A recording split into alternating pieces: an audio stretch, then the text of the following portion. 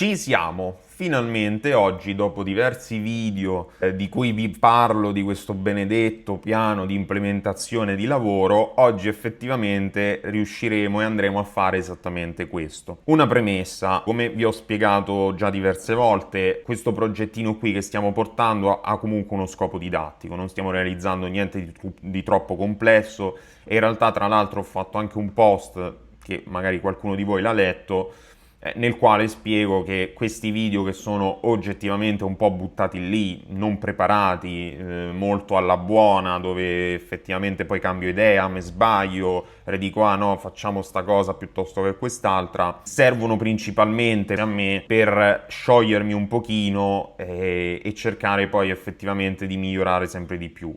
Ho già in mente tanti contenuti più strutturati e anche più di contenuto, però senza di questa prima parte, che comunque rimarrà, diciamo, come storico, mi sarebbe stato difficile proprio iniziare. Proprio per questo motivo, quello che abbiamo fatto nei primi video si poteva fare in tanti altri modi. Mi spiego. Io sono partito da un'idea che ce l'avevo più o meno così come concetto e ho iniziato a fare brainstorming con il modello, cercando sempre di più di arrivare a dei requisiti, diciamo, funzionali, quindi proprio a delle funzionalità base da portare nella prima versione del prodotto. Allo stesso tempo, l'ultima volta siamo arrivati qui, dove ci siamo fatti creare questo technical specs, quindi questo documento un pochino più tecnico, che andava a definire le tecnologie, come potremmo realizzare questa cosa e quant'altro. Tutta questa prima parte qui si poteva fare tranquillamente tramite ChatGPT da web app e iniziare un pochino appunto a fare brainstorming e capire un po' in che direzione andare. Dall'altra parte, per esempio, nel mio lavoro, ma anche a chi già ha un'idea validata e un tempo avrebbe dovuto chiamare un programmatore, avrebbe chiamato un programmatore per farsi sviluppare quel tipo di idea, di prodotto, molte volte si parte già dall'idea pronta, no? E quindi poi va solo capita la tecnologia, va progettata dal punto di vista proprio di architettura software e va poi sviluppata. Io stesso nel mio lavoro non faccio mai, diciamo, tutta questa prima parte che abbiamo visto, non mi capita quasi mai di farla, semplicemente perché a me arrivano già dei requisiti funzionali da parte del cliente, a volte arrivano anche dei requisiti tecnici che sono magari più dei vincoli tecnici, e poi io in autonomia passo a tutta quella che è la progettazione software e all'implementazione. Ma anche in questa fase qui, che solitamente faccio io per lavoro, il documento che definisce esattamente tutti i vari task e tutte le varie fasi di sviluppo del software lo faccio sempre. Quindi quello che vedremo oggi, in realtà, a differenza di quanto fatto fino ad ora, lo reputo abbastanza obbligatorio per poter permettere poi al modello successivo che esegue l'implementazione di lavorare nella migliore maniera. Come vi ho già detto, il metodo vero, ok, che voglio esprimere in questi video che sto facendo è esattamente quello di arrivare ad avere una progettazione veramente ben fatta e validata, a tal punto che sostanzialmente dopo non ci dobbiamo tanto preoccupare di quello che combinerà il modello, perché tanto lui si baserà su un documento che sappiamo che è corretto, e vi assicuro che quel tipo di implementazione poi anche alla prima o alla seconda iterazione già verrà fuori un ottimo lavoro. Altra cosa, come vi ho già ridetto, l'idea è anche portarvi degli strumenti, cioè gli strumenti che stiamo vedendo noi sono quelli che utilizzo io letteralmente per lavorare. Da terminale, ok, esiste per esempio, utilizziamo Claude Code, in realtà esiste la versione da interfaccia grafica come esiste anche per Codex. Io ve la sto facendo vedere da terminale perché, a parte, la preferisco io personalmente, ma al netto di ciò sto cercando proprio di portare questi strumenti in modalità vanilla, ok? In modalità più pulita possibile. Infatti non stiamo utilizzando plugin, non stiamo utilizzando skills, stiamo proprio conversando con la gente, scrivendo dei prompt o facendoceli scrivere, e su questo adesso vi dico anche un'altra cosa, così cercando di capire come comunicare con questi modelli per avere il miglior risultato possibile. Tornando al prompt, ci tenevo a dire un paio di cose. Perché vi ho detto facciamo scrivere il prompt direttamente a lui e non scrivetelo voi, per quanto tranquillamente potete farlo? Allora, io vedo questo e diciamo soprattutto fino a 5, 4, 5 mesi fa era ancora più forte la cosa. Se due persone che devono fare la medesima cosa, la stessa cosa, si mettono lì, uno di fronte all'altro, ok? E iniziano a scrivere il prompt per fare la stessa identica cosa, stanno facendo lo stesso software, hanno le stesse specifiche, non c'è alcuna differenza. L'unica differenza è che sono due persone diverse e quindi di conseguenza scriveranno per forza di cose due prompt diversi.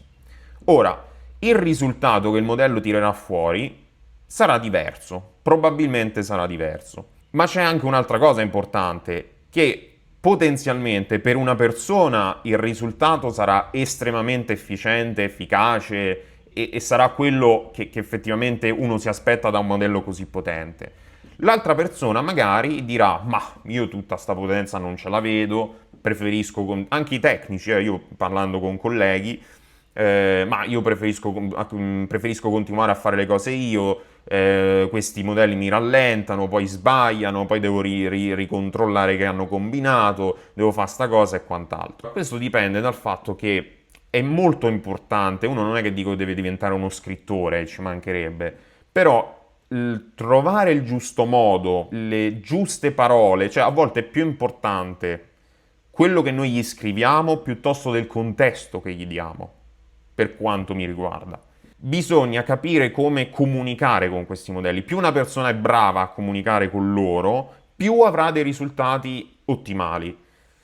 Mi è capitato, ripeto, di recente, adesso non mi ricordo se era uscito Opus 4.6, parliamo di diversi mesi fa, dove un collega mi diceva ma io non continuo a vedere tutta questa. Però poi sono andato a vedere effettivamente i prompt che scriveva e c'erano diversi problemi. Quindi è importante, è più importante, ripeto, secondo me, esporsi nel giusto modo, dare le giuste frasi per avere effettivamente il risultato che questi modelli ti possono dare. Cioè, dobbiamo cercare di sfruttarli questi modelli, ok? Altrimenti vi sembrerà che non saranno così potenti come pensate. Il fatto di dire, ok, allora perché dici fallo scrivere a lui? Perché c'è da un lato quelle piccole frasi che vi sto dicendo, che un po' le abbiamo anche viste, no? Invece la parte di contesto ve la aggiunge l'LLM, quindi voi quando gli chiedete scrivimi questo prompt che faccia questa cosa, i vincoli sono questi, analizza quello che dobbiamo fare e come dire, costruisci un prompt completo. A quel punto voi risparmiate un sacco di tempo perché non dovete mettervi lì a scrivere comunque tutto un prompt lungo con una serie di informazioni sul contesto e quant'altro. Allo stesso tempo gli dite come lo deve scrivere in base alle indicazioni proprio che gli andate a definire e vi tirerà fuori un prompt che sostanzialmente è molto molto valido per quello che poi dovrà fare il modello successivo. Tra l'altro poi soprattutto se gli dite questo prompt deve essere ottimizzato per questo scopo, considera che lo leggerà un agente e quant'altro, loro sono, insomma, questi modelli sono molto in grado, okay, di ragionare sul fatto, ok, servirà per questo scopo, quindi mi sforzo a inserire le informazioni per far fare poi all'agente successivo il miglior lavoro possibile. È un modo, diciamo, alla fine di ottimizzare, ok, questo tipo di lavoro. Personalmente lo trovo valido, per me funziona, poi ognuno capirà e capisce come sfruttare a proprio vantaggio, in base alle cose che deve fare, questi agenti e questi modelli qui. Dovete sperimentare. Detto ciò, andiamo un pochino avanti. Oggi cercherò di fare il video un pochino più breve. Già ho fatto una premessa lunga, ma io sono prolisso e vabbè. Però, diciamo, questa è una cosa che sto cercando di migliorare. Però cerchiamo di andare avanti su quello che dobbiamo fare oggi, un pochino più svelti. Secondo me mancheranno ancora 1 o 2 episodi per concludere, diciamo, questa prima parte di video che sto facendo. Allora, la scorsa volta noi abbiamo fatto scrivere questo documento che, come vi dicevo, è un documento un po' più tecnico, definisce un po' le tecnologie che andremo a utilizzare, definisce un po' il flusso, ecco, della nostra applicazione, e le funzionalità essenziali che, come ci siamo detti, soprattutto per la prima versione, è molto importante concentrarsi sui fondamenti piuttosto che mettere lì n funzioni che poi magari neanche servono. E in parte avevamo visto un primo accenno di come a me piace far collaborare due modelli insieme. Per esempio, su questo documento che avevamo fatto generare a Claude, a Codex avevamo detto di validarlo e di aggiungere delle note sulle cose che insomma riteneva da sistemare. Io poi ovviamente parlo di Claude Code, di Codex, ma alla fine ci riferiamo, questi sono strumenti, alla fine il modello, conta il modello che c'è sotto, da un lato abbiamo Claude, in questo caso l'ultima versione Opus 4.8 e dall'altra parte GPT 5.5, però insomma io a volte li chiamo GPT, a volte lo chiamo Codex, ma avete capito che poi il senso è quello. Allora, ci apriamo il nostro terminale, ci apriamo il nostro caro Claude, in questo caso.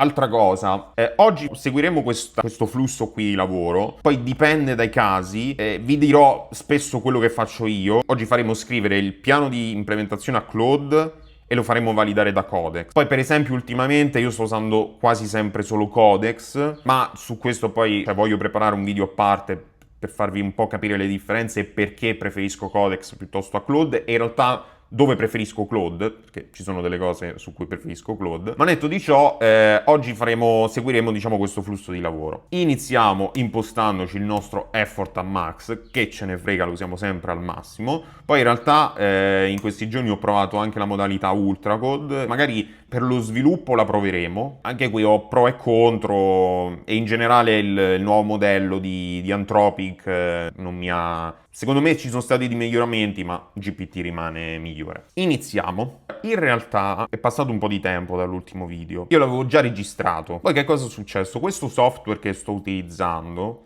quel giorno aveva deciso di crashare non si sa quante volte. Tra l'altro mi era successo anche nel video precedente. Avevo registrato tutto. Quando sono andato a montare, vabbè, insomma, a fare quei mini tagli che faccio, giusto perché poi mi incarto, sono lento a parlare, faccio I, O, U, almeno quelle robe le taglio, mi sono accorto che parte del video era corrotto. E ho detto, mannaggia, ho cercato di recuperarlo, ma ho detto, senti, ma perché devo... Cioè, già sti video che sto a fare non so chissà che. Rifacciamolo, cioè che ce frega, rifacciamolo. Poi, lavorativamente parlando, ero strapieno di lavoro, quindi che cosa ho detto? Ho detto, vabbè, poi, appunto, mi prendo qualche giorno e lo rifacciamo. Qui, se io faccio con la freccina sopra, potete vedere che lui con la freccina proprio della tastiera sopra, mi risale a tutta la history dei prompt che io ho dato, va bene? Quindi noi in realtà potremmo risalire all'ultimo prompt, eccolo qui per esempio, con cui avevo iniziato proprio questo video. Quindi adesso senza che lo riscrivo andremo un pochino più veloce, tanto questa roba qui avevo scritto. Ok.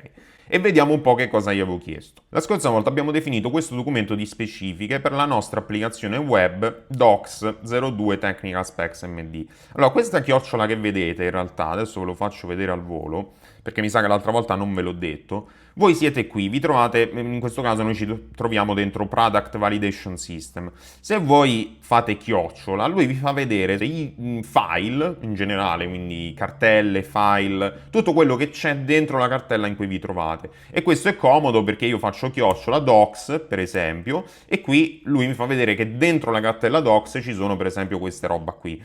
E io selezionando posso dire il file, ok? Senza che vi andate a cercare il file, fate copia e incolla del path, è un modo diciamo più comodo. Comunque, torniamo al prompt.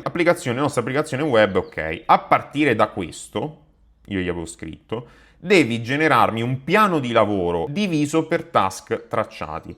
Allora, questa cosa dei task tracciati, che significa? A me piace fare questo tipo di documenti qui, perché da un lato...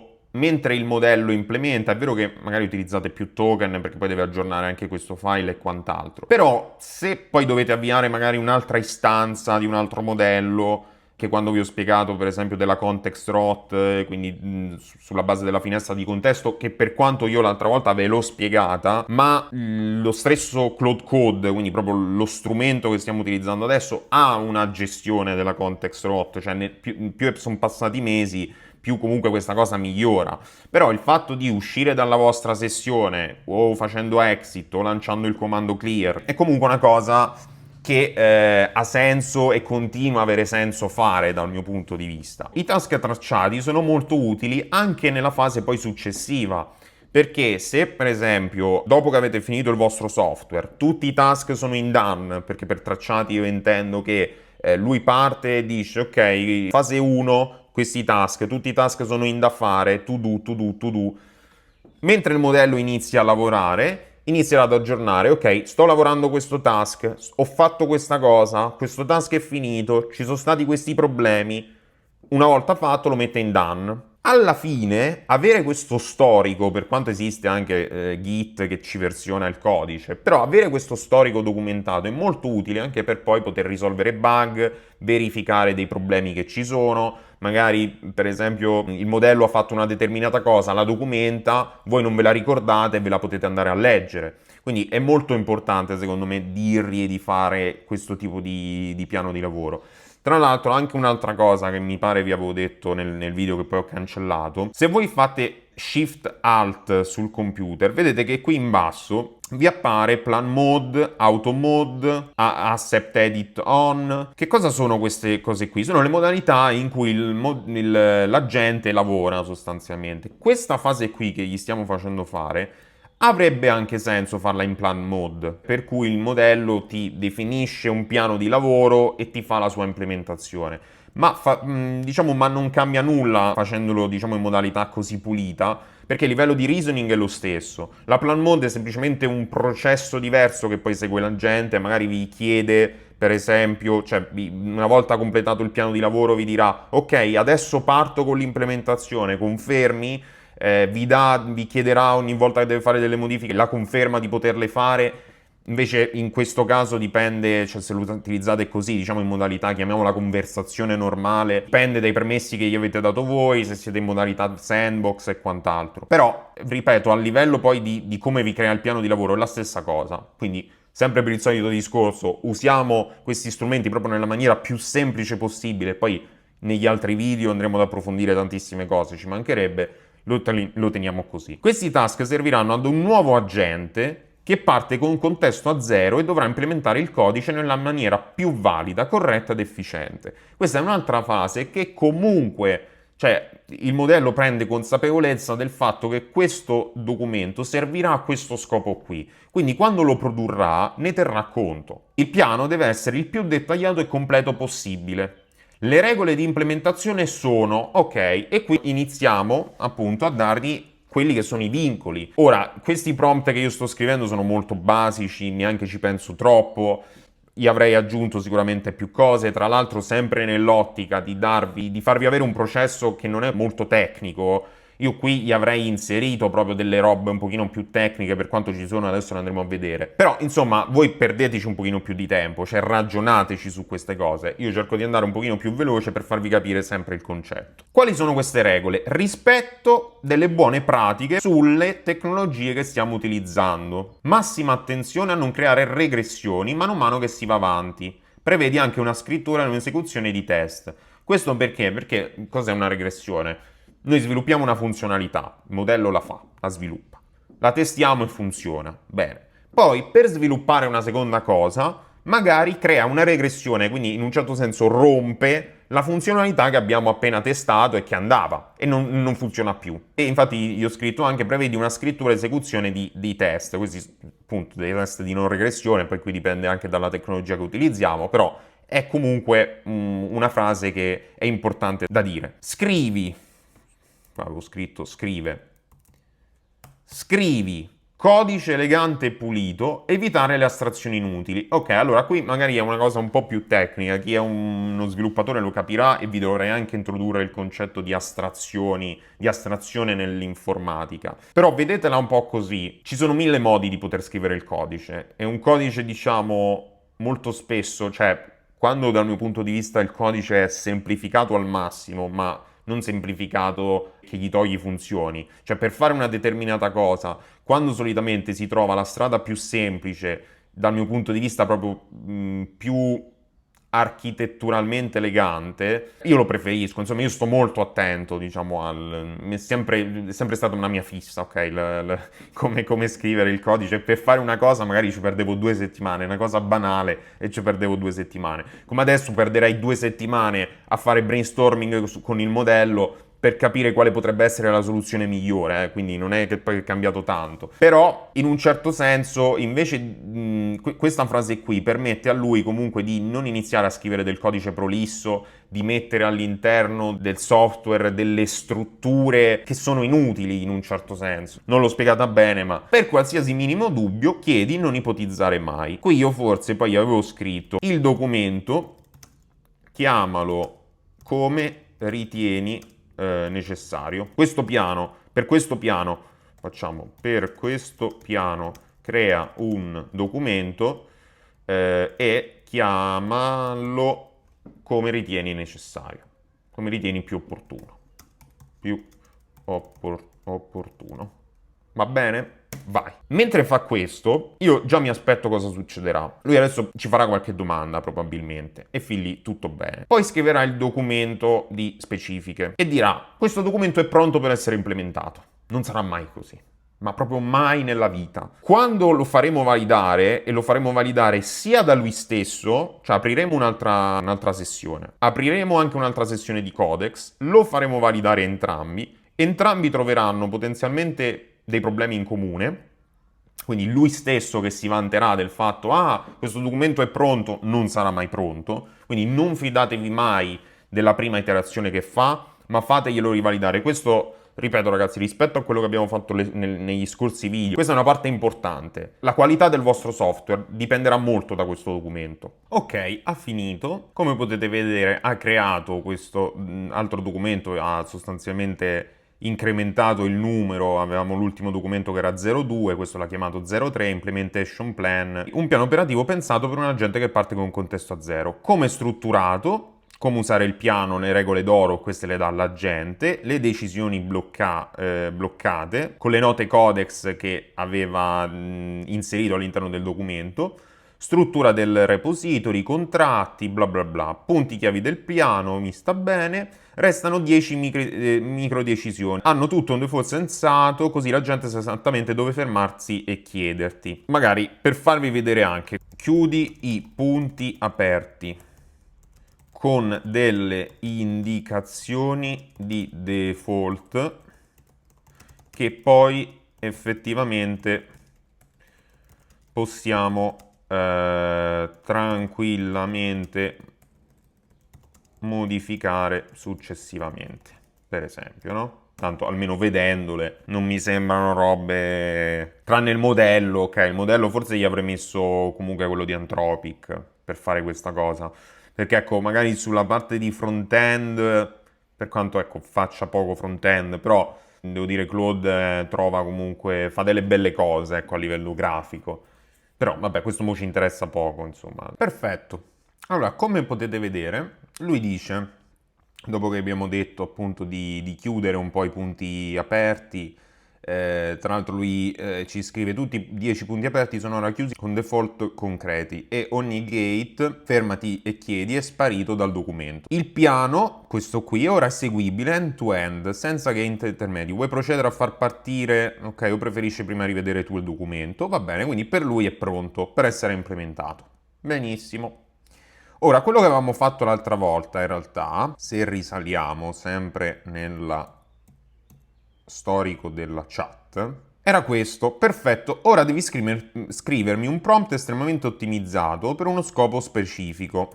Devi scrivermi un prompt estremamente ottimizzato per uno scopo preciso. Un nuovo agente che parte nuovamente con contesto a zero deve validare il piano che hai appena creato. Deve controllare se è tutto corretto, deve capire se le soluzioni proposte sono le migliori possibili e deve verificare che le regole che ci siamo detti, rispetto delle buone pratiche, era quello che io avevo scritto prima, fino a evitare le astrazioni inutili, siano rispettate. Il prompt deve essere abbastanza breve. L'agente che lo legge deve per qualsiasi dubbio fermarsi e chiedere, ma ipotizzare. Ok, questo glielo diciamo sempre. Vai, vediamo adesso che prompt ci tira fuori. E lo diremo e lo spareremo sia a Claude, a una nuova sessione, che a GPT 5.5 Codex. E adesso vedrete che non è assolutamente pronto per essere implementato. Ve lo dirà sia Claude stesso, che riguarda il suo stesso piano, diciamo, e sia ovviamente Codex, dove lì vi farò vedere, anche perché vi dico che teoricamente superiore. L'idea qual è comunque alla fine? Fare n iterazioni per arrivare a un documento dove entrambi i modelli o un singolo modello, ripeto, io vi dico Claude, Codex, ma se ne avete uno va benissimo, che sostanzialmente vi dice ok, questo piano è pronto, io non ho trovato più problemi. Cioè nel momento in cui arrivate a quel punto lì avete effettivamente concluso la progettazione, diciamo così, sintetizzando. Ecco il prompt. Pronto per incollare, contesto 0, ruolo, sei un revisore tecnico senior, il tuo unico compito è validare, non implementare, non riscrivere un piano di implementazione, parti da contesto a 0. Dice leggi prima questo, cosa devi verificare, regole ad oro vincolante, vediamo se c'è qualcosa che non mi piace, ma insomma tanto non è che li sto controllando molto sti prompt, però il senso è questo, ovviamente voi controllatelo, mi sta bene. La specifica, le note codex prevalgono sul testo originale, dove c'è conflitto trattale come verità. Infatti me la ricordavo sta cosa e noi avevamo anche scritto, sempre nello storico, le note codex possono essere cambiate se la gente trova migliori soluzioni. Quindi questo qua glielo ridiciamo, perché non vogliamo dare nulla per ormai per certo, ok, ancora. Cerchiamo di dire a questi modelli sforzatevi a trovare le migliori soluzioni. Lettura restano prioritarie, lettura, le note codex restano prioritarie sul testo originale, ma sono esplicitamente contestabili e modificabili con motivazione. Va bene, perfetto. Proprio questo qui mi serviva. Allora, cosa facciamo qui? Allora, qui potete o lanciare il comando clear, io di solito, come vedete, esco e rientro, ok, ma per abitudine, altrimenti anche con il comando clear è la stessa roba, anzi, lanciamo questo, come vedete, vi ha pulito tutto e ripartite da zero. Gli incolliamo questo prompt che ci siamo appena copiati e glielo diamo e lo inizia intanto, va bene? Ora qui, da quest'altra parte, ci apriamo il nostro codex, già in modalità XI, quindi qui come diciamo il corrispettivo, il reasoning impostato al massimo, e anche qui lo incolliamo. Qui è rimasto in max, si sta lavorando in max effort. E ora vediamo un po' che cosa tirerà fuori. Ok, allora intanto che Codex ancora ci pensa, anche se in realtà sta già rispondendo pure qui, come potete vedere, verdetto pronto con riserve, cioè non è più pronto ad essere implementato come ci aveva detto prima. Lui, questo è Claude, quindi è lo stesso modello sostanzialmente, abbiamo aperto un'altra sessione, sì, abbiamo pulito la precedente, ma rispetto a prima che ci diceva guarda è tutto pronto per iniziare l'implementazione, in realtà adesso ci ha detto no, è pronto con delle riserve e ci ha anche trovato dei problemi bloccanti. Poi ci ha trovato dei problemi maggiori, come potete vedere, dei problemi minori, scelte migliorabili, le conferme di cosa comunque è bene impostato, ci sono delle domande aperte e su questo va bene, immaginavamo e gli possiamo anche rispondere. Però adesso vi faccio vedere un'altra cosa. L'altra volta avevamo sostanzialmente detto a Codex di inserire delle note all'interno del documento. Questa volta però vi farò vedere un'altra cosa, poi su questo voglio portare altri video di farvi vedere delle differenze appunto, ma se faccio scrivere il documento a Codex invece che a Claude, che differenze ci sono nell'implementazione se la faccio fare a uno piuttosto che a un altro, sono tutte, verrebbe un video adesso farlo adesso no e neanche la prossima volta. Terminiamo questa serie che la voglio chiudere come dicevo perché ho in mente dei contenuti migliori in generale e poi insomma usciranno anche questo tipo di video qui se vi interessa, proprio dei confronti diretti. Vediamo un attimo che cosa ci ha risposto Codex. Verdetto da rivedere, ho validato solo i due documenti e fonti prima, il piano è molto solido come impianto ma non è ancora pronto, anche lui ce lo dice. Ci sono dei problemi bloccanti, anche lui mette dei problemi maggiori, delle scelte migliorabili, quindi il prompt era lo stesso, quindi bene o male l'output è quello. Cosa facciamo noi? Ci copiamo e incolliamo tutta questa parte che ci ha risposto Codex, andiamo qui, se riandiamo nello storico lo dovremmo trovare, eccolo qui, ho dato lo stesso prompt a Codex, che mi ha tirato fuori l'analisi che a breve ti incollerò. Fai un confronto uno a uno con la tua, individua i punti in comune e i punti dove magari Codex ha più ragione, individua le soluzioni migliori e forniscimi un riscontro, lo correggiamo, migliori, e forniscimi un riscontro definitivo, non modificare ancora nulla, dobbiamo arrivare ad una struttura chiara per poi definire il documento definitivo. Vabbè, sti cavoli, come al solito scrivo molto veloce a caso.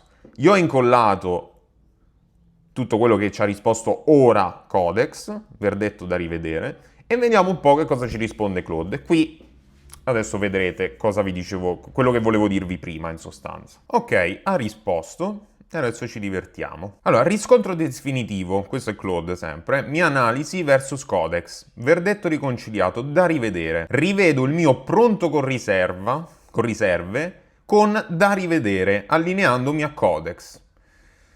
Come vi dicevo, poi nel momento in cui li fate collaborare è qui che esce fuori, no, anche la potenza, perché se arrivate a un punto dove sia Codex che Claude vi dicono no, guarda, sto piano è perfetto, siete proprio...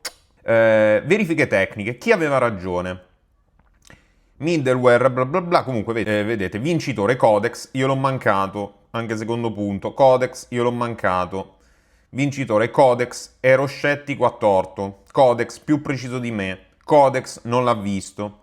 Io, ah no, questo vedete, lui dice il vincitore sono io perché Codex non l'ha visto. È interessante anche questa cosa perché effettivamente ci sono delle cose, poi spesso, cioè facendoli lavorare assieme, dove magari Codex se l'è perso, però l'ha ritrovato Claude. Quindi in quel caso potete anche fare un confronto e unire, diciamo, le soluzioni, che poi è quello che ha fatto lui adesso. Su 4 affermazioni nuove di Codex che non avevo, 4 su 4 confermate. Quindi comunque Codex ha trovato 4 problemi in più, se che lui aveva mancato, mentre lui sostanzialmente ne ha trovati 2 che Codex aveva mancato. Faremo varie prove insieme, vi farò vedere anche su determinate cose dove Codex è veramente più forte, altre dove Claude se la gioca molto bene. Questo era giusto per farvi, come sempre, capire un po' il concetto. Ora, come andremo avanti? Io farò fare un altro paio di iterazioni, perché qui voi potreste prendervi questo, andare da Codex e dire ok,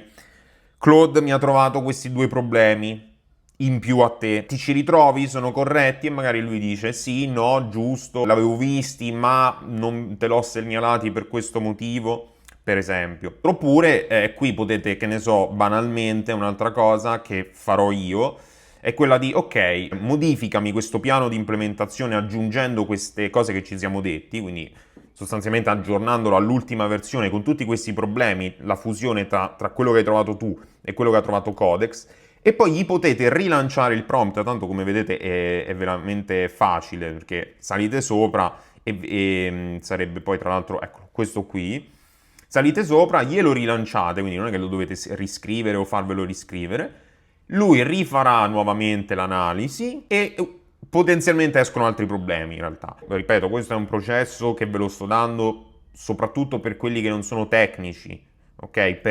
Perché uno dei modi che hanno di arrivare a un'implementazione poi che è un software che sia di qualità è proprio questo. È un processo tedioso, manuale, ci sono dei modi per automatizzare anche questa cosa in realtà, io questa cosa che sto facendo manuale in realtà si potrebbe automatizzare anche con i 2 modelli, però non ha senso farvela vedere, come non ha senso, come ho sempre detto, farvi vedere i plugin e tutte le skills che ci sono. Saranno tutte cose che porterò qui sul canale, ma adesso l'importante è per voi capire questo tipo di processo e dove sono i limiti di questi modelli e come bisogna comunicare con loro. Detto ciò, per oggi, anche se non è chissà che abbiamo fatto, però vi volevo far vedere un pochino l'idea di base. La prossima volta, io adesso in autonomia procederò a validare questo documento, tanto farò la stessa cosa, quindi è inutile che poi la prossima volta ve la faccio rivedere. Cercherò quindi di arrivare a un documento quanto più preciso, magari ci saranno ancora dei problemi, ma insomma è giusto per iniziare anche con l'implementazione, almeno vedete effettivamente, finalmente vediamo qualcosa, ecco, vediamo sia codice che qualcosa che si vede a schermo e che iniziamo a provare per vedere se funziona. Alla prossima, ciao!